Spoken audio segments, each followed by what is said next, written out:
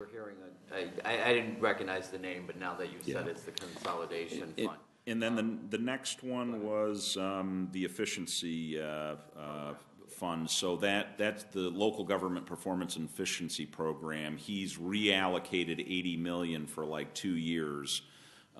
That's for municipalities that go before the financial restructuring board. Very few have, and the ones that have had, the amounts of money they've gotten are nominal. They're like $250,000. So there's $80 million sitting there that hasn't been used for 2 years and likely won't be used. And I think that could be reallocated either to AIM or to infrastructure. Yeah, well, thanks for pointing those two things out, those two funding sources.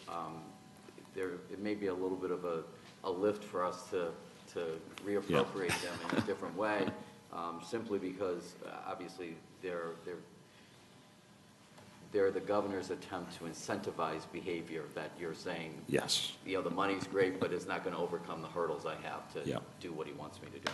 The local government performance and efficiency program, we had hearings on that, I guess about 2 months ago, I guess it was, and you're absolutely right. There's an awful lot of money let in that account. Some of them received grants up to about $4 million. Those that did apply and went through that whole procedure were quite complimentary about the program and what it did.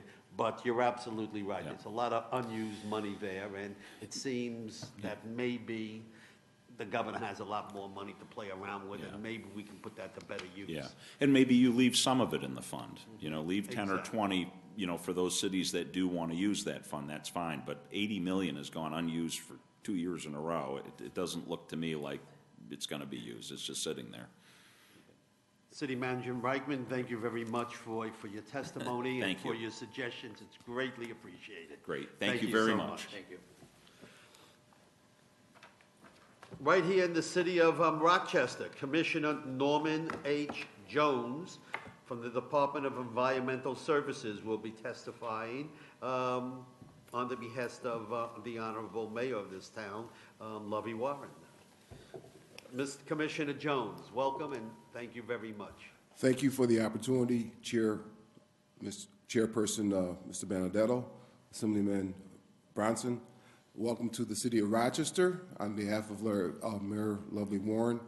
Honored to be here to direct testimony on certain infrastructure issues that the city is facing. I'm going to focus my comments and testimony on 2 areas. I could talk to you about the 170 buildings that we have that are aged from 1950 to 2015, or I can talk to you about our waterfront improvements or our street lighting infrastructure, but I'm going to focus my comments on our water system and our road system. The city of Rochester's needs and our proposal for our road system are such that the city maintains 532 centerline miles, and the classifications are there are 93 arterial miles, 46 collector miles, and 375 residential miles, and 16 alleys. We have an aging infrastructure. Our arterials and collectors are designed for a 60-year useful life cycle. However, we only can replace them every 120 years. That's what we have budgeted. Our residential and our alleys are designed for a 90-year life cycle, and our replacement schedule for them that's projected in our capital program is a 600-year replacement cycle. Street funding. Our arterial and collectors are eligible to receive federal and state funding, which has enabled us to maintain these important corridors with heavy traffic volumes that service mass transit, local housing, retail, manufacturing, commercial districts, schools, worship centers, entertainment, etc. These connect our community to our suburbs, regions, state, etc., and provide important commerce routes for employment, business development, and services. We're grateful for that funding. However, it requires a large local match, often over 20% to be competitive. Given our challenge, tax base and other items that are competing for these funds, such as education, public safety, and residential services. These funds are insufficient to adequately fund the residential streets. Residential streets represent about 75% of our streets network, and it's where people choose to live, play, raise family, work. Neighborhoods are created to support community living and provide a sense of place, which we call home. City living has unique advantages such as ease of access to housing, busing, cycling, walking, proximity to services such as schools, retail, places of worship, neighborhood activity centers, parks, entertainment, etc. We've been striving to create a sense of place where you can have a convenient lifestyle. What we've been doing in our downtown, redeveloping our downtown, changing from more of a commercial sector to a more residential / commercial sector. I know someone in Bronson can attest to that. We have unique features within our street. We have sidewalks, curbs, pavements, street trees or tree lawn areas. We have a need to adequately have safe passages for pedestrians, vehicles, bicycles, trash collection, snow plowing, and especially snow plowing. Our curbs provide definition for parking, street cleaning, preventive vehicle encroachment, and prevents vehicle encroachment. It supports the pavement structure and drainage. Our residential street maintenance. One of the items with our concerns with the residential street maintenance is that about 50% of our residential streets that make up 375 miles of our streets is only 50% handicap accessible, compared to 98% of our arterial streets that are handicap accessible.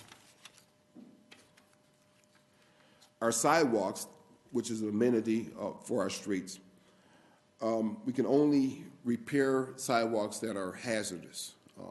And that means that out of all the sidewalks that we have over 896 sidewalk miles in our street.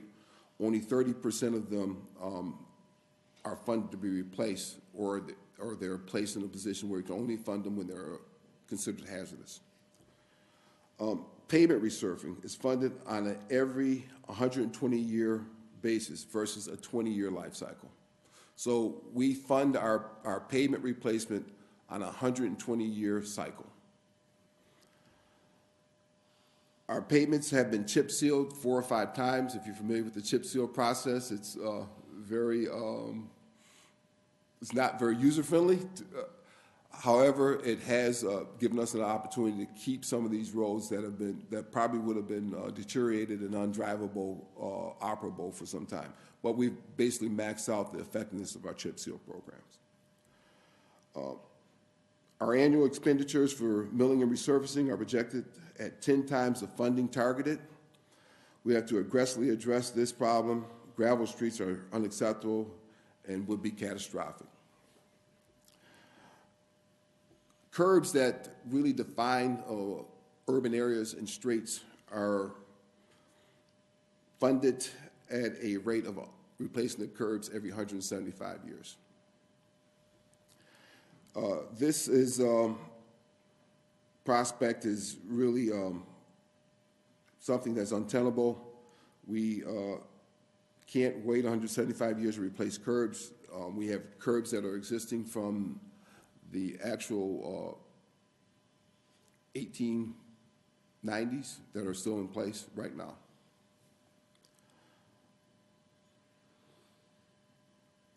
The following programs that we have that come into play recently and that we expand for our safety or livability reasons for our street system are our Complete Streets program.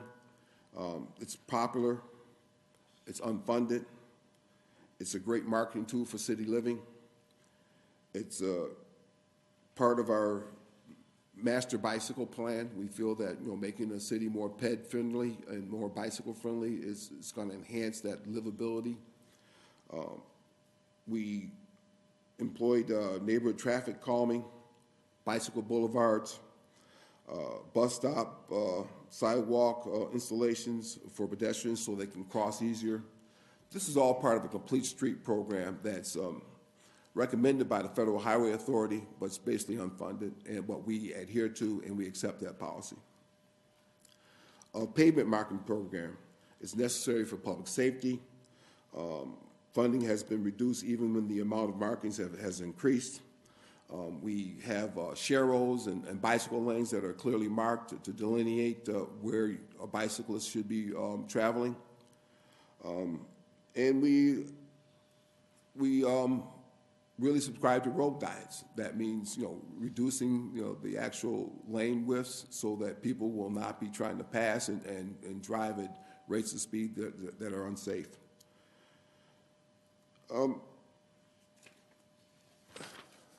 The Transportation Improvement Program, or our TIPS program, which is a preventive highway maintenance program, is a good program. It helps us out a lot.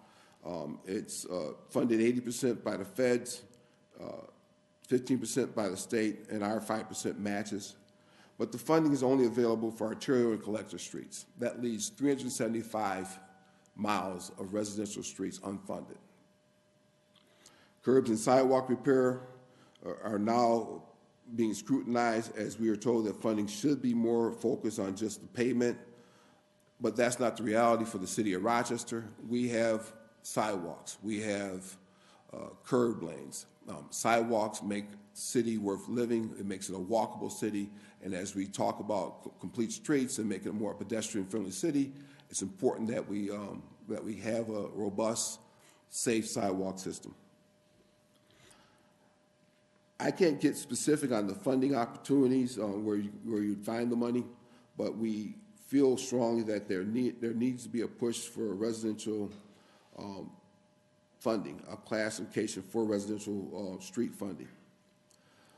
We need to also focus on our maintenance programs, and we should also fund our complete streets and make sure that if we're touting ped-friendly and bicycle-friendly and road diets and to reduce traffic and make it more safe, we should really fund that. How am I doing with time? No, you're doing good. Okay. Our water system. Our water system is one of the most unique water systems in America. We're proud of it. It's gravity-fed. It comes from Hemlock and Canadice Lake, which is 35 miles to the south of us. It's been in existence for over 140 years. It just had its 140th anniversary last week. We have a 23-year-old water filtration plant. As you know, once anything gets over 20 years old, you're looking at replacing certain items. We have approximately 75 miles of large diameter transmission mains that run from the filtration plant to the city of Rochester. Most of those transmission mains are between 100 and 140 years old. We have 3 finished water storage reservoirs constructed between 1875 and 1908, 2 of which are uncovered, 1 is covered. We have a water distribution system consisting of 570 miles of domestic water mains and 23 miles of high-pressure fire protection water mains. The median age of our water mains in the distribution system is 94 years old. We have been a good steward of our water system. We use fees collected for water consumption to offset some of the capital outlays, but as you move these things or you defer them forward, you're going to pay the pipe eventually. When you have a median age of 94 years on pipes, eventually there's going to be issues.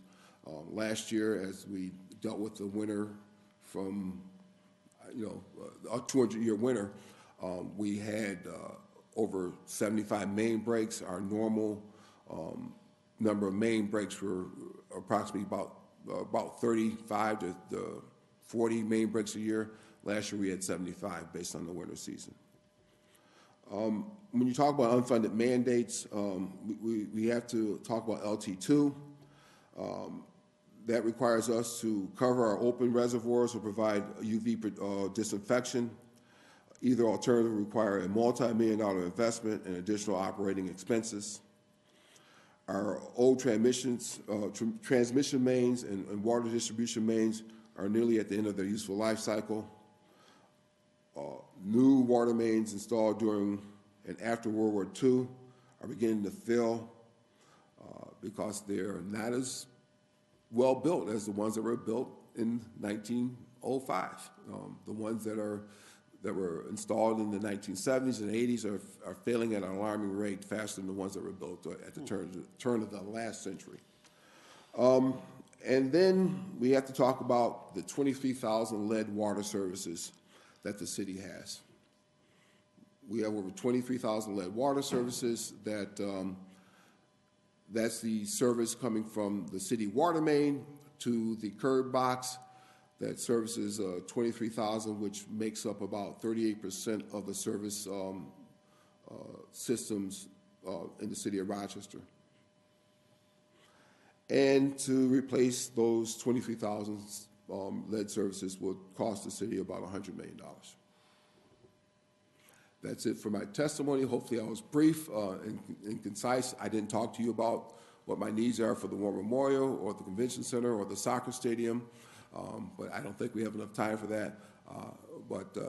I think this lays out an opportunity where we can do some unique things if we can shift some funds around to assist us.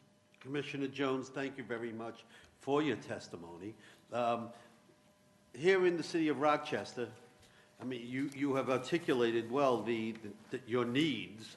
Do you have any plan, within a budgetary plan, long range, to deal with those needs? Is there a set aside of money going over the next 10, 20 years? We have a capital improvement program where these items have been identified, and we have out years.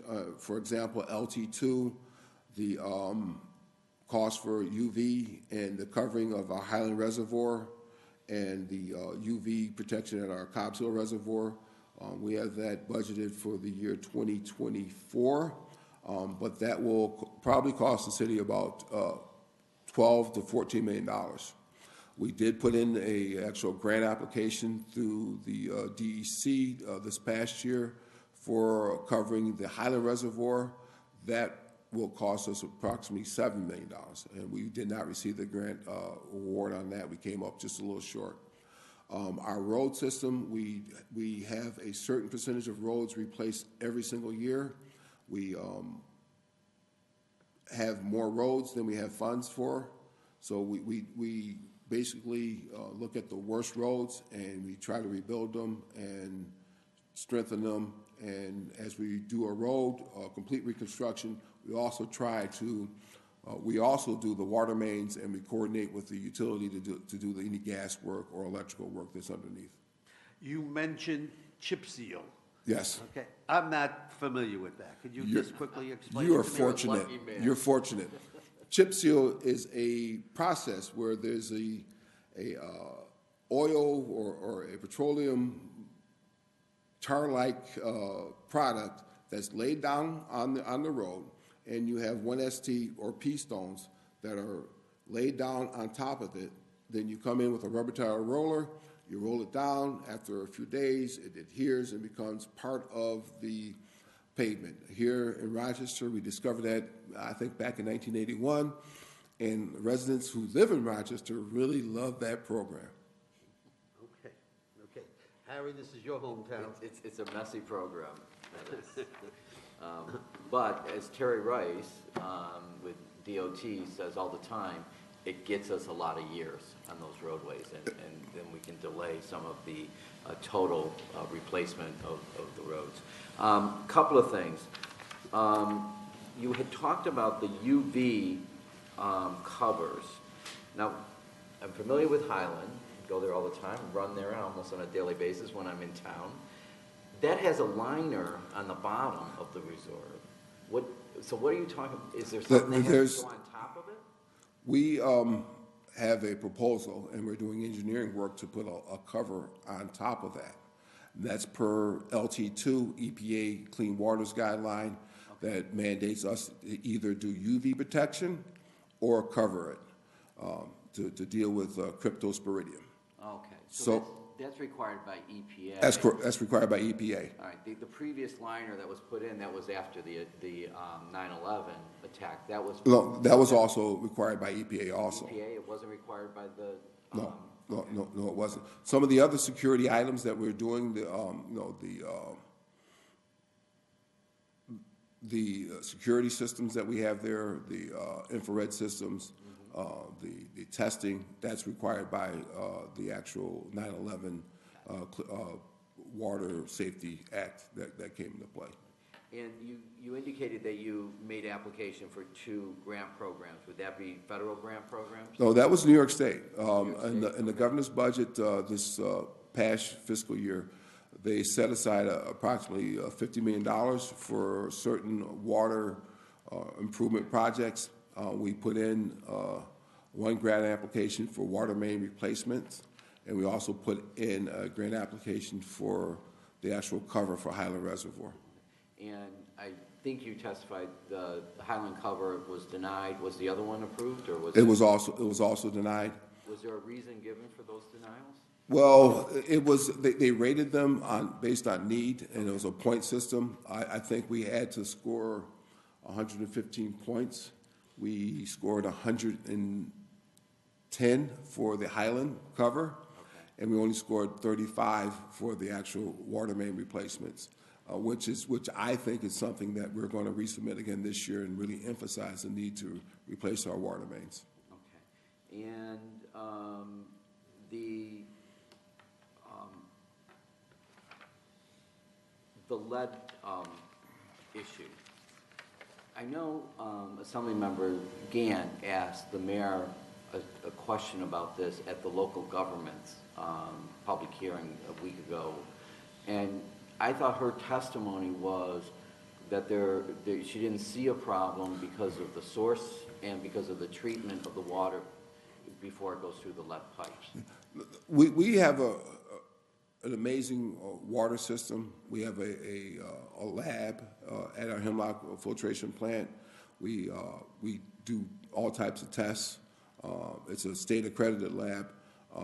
Our water is the best tasting water in the state, and I say that with other folks in the room. But we don't have a problem with our water system. But as a point of reference, that may come a time that people that are going to say, why don't you change out these lead services? So as I speak to this at this hearing, it'll be a good opportunity to say, guess what? This is what we have in place right now: 23,000 services, and they're mainly in the older homes. And the cost of replacing these services is about $100 million. But there's not a lead problem. I drink the water. My grandchildren drink the water. I live in the city. We have water systems all over the place, and our water is good. We will not take water from the Genesee River and put it into our system. We have 2 water sources at Hemlock and Canadice Lake that are pristine and the best water in this, I think, in the world. And as I understand, and I get your point. You're just bringing it up in case there is given what's happening in Flint, and now we know there's a community outside of Albany, Rensselaer, that's having some problems. So you're if there's a change. Help me out if you know this, you might not. As I understand the process, you test the water from its source, and in this case, Hemlock Lake. Right. And then the water is actually treated with some kind of substance if it's going to go through lead piping, and that substance is supposed to prevent the lead piping from corroding. All the water that comes from Hemlock is treated the same way, and we test the pH. We test for there's a whole litany of things that we test for, and mainly the chemical makeup of the water. If it's not corrosive, we make sure it's not corrosive, because that corrosiveness is what damages the pipes. We can only attest to what we bring to your curb box, or what comes to your curb box. Most of the problem with lead is internal to the individual's plumbing at your house. And there are certain factors that you should do when if you're living in an old house and you have a lead service, there are certain things you should do before you drink the water. You should let it run for 3 or 4 minutes, at the beginning of the day. You should make sure that, that there's, that you do that. And our water is safe. It's very safe. But just as a point of reference. Okay, no, I appreciate that. I just wanted to make sure I was clear on it. So, and I'm sure you're aware, the mayor and I have had lots of conversations about those other projects that you had mentioned. But looking specifically at the infrastructure, and you highlighted the road system and the water system. In the road system itself, how about bridges? Where do we stand on the bridges that I think we have over, like 260 bridges or something like that, of which the city is responsible for a portion of it, maintenance of that, and shares responsibility with other entities. Where do we stand with our bridges? We have an annual bridge program where we work with DOT and our consulting engineers to assess bridges. We do certain things that's going to maintain the structural integrity of the bridges. We paint, we look at it from a structural integrity standpoint. We look at the actual bridges that take on the Amtrak or the CSX traffic. So we have a program for that, but it's not replacing bridges, it's maintaining them and doing it on a preventive maintenance basis. Okay. And I won't ask you all the other financial questions that I asked the other folks because I'm more familiar, but for the other folks who are staying in the room, the city shortfall is 31 million. Well, it's actually 36 million, but the mayor thinks she can close a portion of that. And so, we've got some serious financial problems here in the city as well, just for the other folks who are here. But thank you, Commissioner Jones. I appreciate your testimony. Thank you for coming to Rochester, and hopefully we can have some fruitful results from this hearing. Thank you. Commissioner Jones, thank you so much, and I know you're proud of the Rochester water, but you're talking New York City here, and New York City's water, world class, okay? just to let you know. Thank you, sir. We're gonna finish the day with the city engineer from the city of Dunkirk, Mr. Randy Woodbury. As Mr. Woodbury comes up, let me just mention something I mentioned at the hearing we had on Monday, and it could mean some extra money for the cities in question here. My committee hearing room up in Albany has a blank wall that I want to decorate with posters of cities around this state. So if there's some posters hanging out there for your city and we happen to get it, well, we'll look a little bit more friendly on you when it comes to allocating funds, okay? Just throwing that out right now. Mr. Woodbury, thanks so much for being here, and thank you for waiting till it was now your turn. So without any further ado, sir, go right ahead. Thank you all.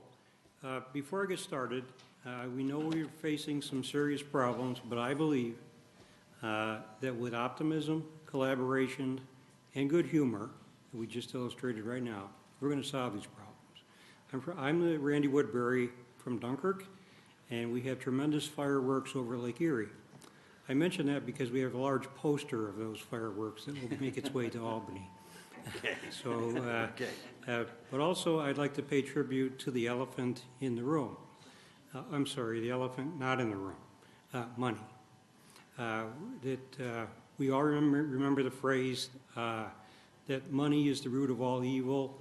And we might remember that the famous American Mark Twain, who has roots in Dunkirk and had roots in many parts of New York, rephrased that a little more accurately. Mark Twain said that lack of money is the root of all evil. So again, optimism, collaboration, and good humor, we will solve these problems, no matter how difficult they may be. So I'll get started. Testimony to honorable members of the New York State Assembly Committee on Cities. 4 February 2016, hearing on cities infrastructure at Rochester, New York, in the beautiful Monroe County office building.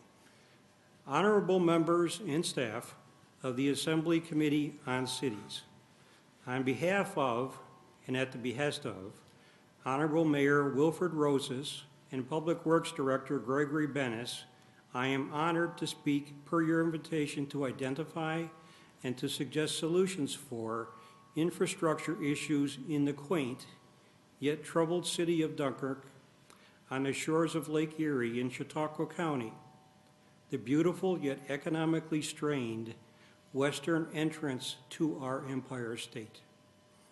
The city of Dunkirk's infrastructure is aging into decay.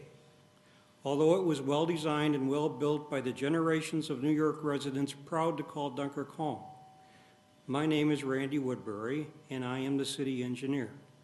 The Dunkirk-Fredonia area is my lifelong home, except for the years studying environmental engineering and communication at Penn State. I love the city of Dunkirk, yet I know its problems all too well. The age-related problems at Dunkirk's water filtration plant are now being addressed.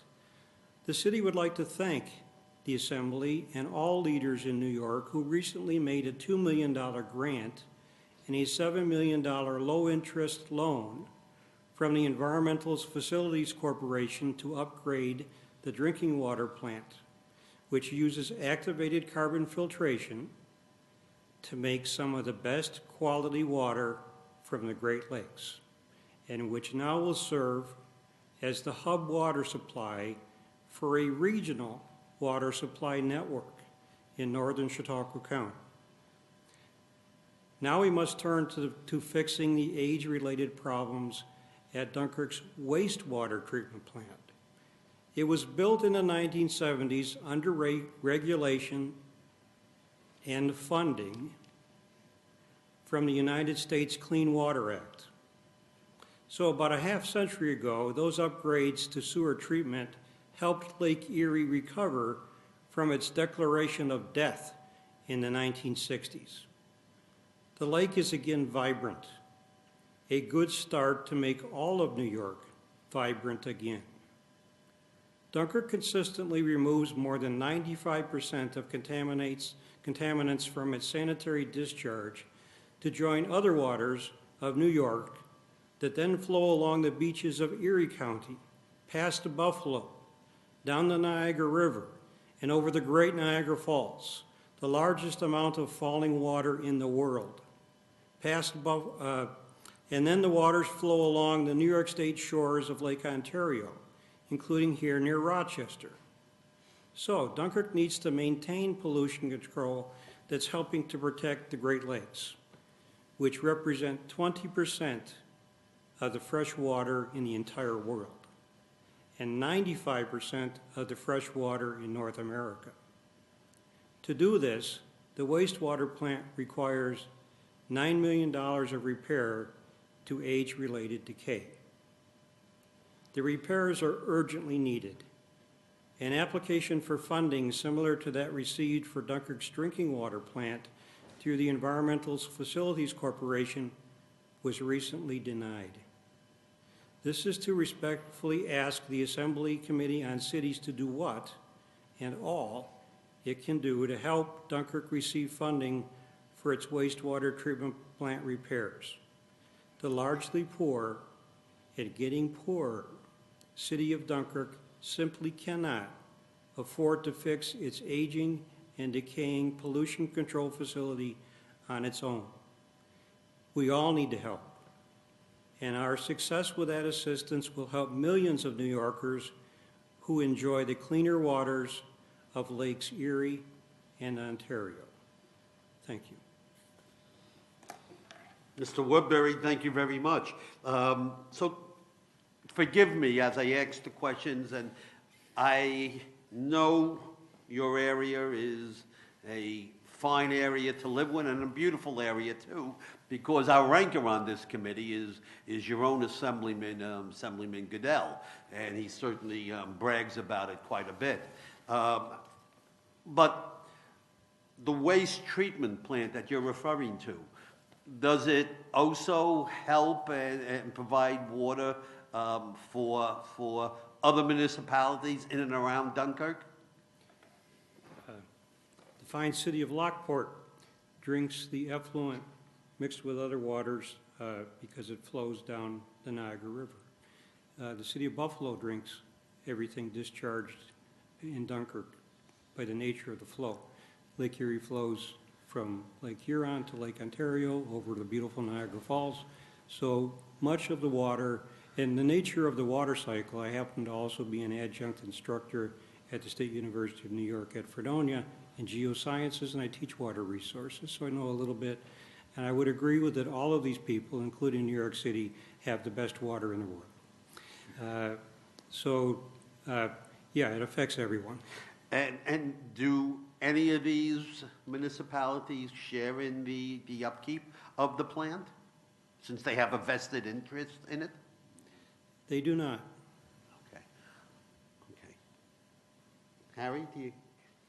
Sure. I couldn't agree with you more regarding the wonderful resource we have with fresh water and the fact that the Great Lakes, the amount of it, the quality of the water. And the reality is we're going to be facing very serious issues. It may be after we're long and gone, but we already see signs of it where we've drained the Colorado River sufficiently that they're having problems in the southwest part of the country, and folks are going to be looking to our area when it comes to fresh water. I don't know the timing on that, but it's coming. And certainly protecting that water is key. Have you made any applications for the $9 million, or have you looked at potential funding sources, either federal level or state level, for that $9 million? I believe that the Environmental Facilities Corporation within New York State is a really excellent vehicle for doing that. Unfortunately, the large application that we submitted that was, in my mind, equally as compelling as the one that we did receive for the drinking water plant was denied. The Environmental Facilities Corporation, the term from another gentleman before me, the term fairness sometimes is brought up about that. So perhaps the EFC could use a little more insight. Perhaps it could use a little more oversight. Perhaps it could use a little more nudging. And certainly it could use a little more seed money.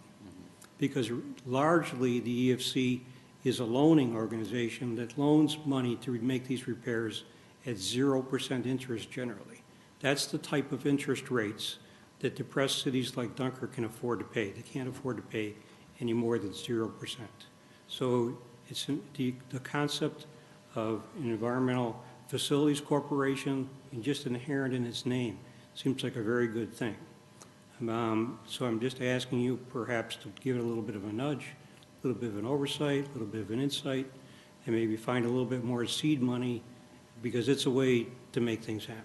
Okay. And I don't know if there's a fit here, but the governor in his proposal has increased the Environmental Protection Fund from roughly $172 million all the way up to $300 million this year.